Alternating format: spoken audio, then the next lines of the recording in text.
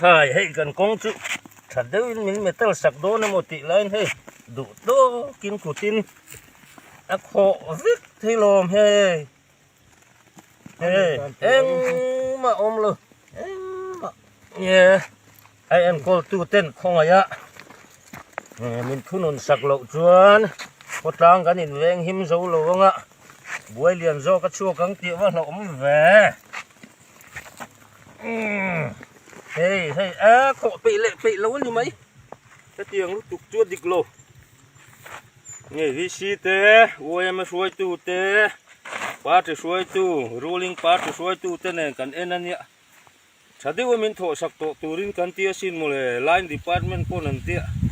anh lụ lụ về lên hi adik cắt lô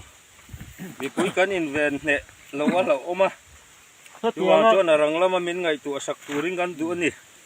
hết tiếng á là mình thọ sạc tuan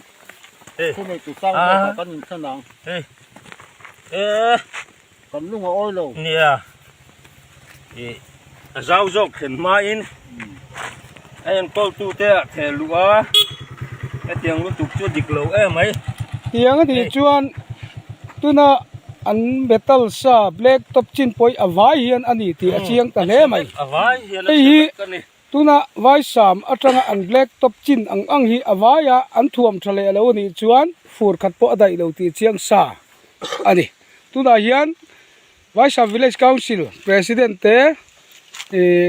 ruling party ZPM suai tu te kan uai me president te in tuna hian an enfia ti hi kan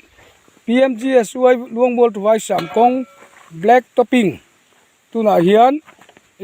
boi pui mek ania ti hi rei poni lo thakhat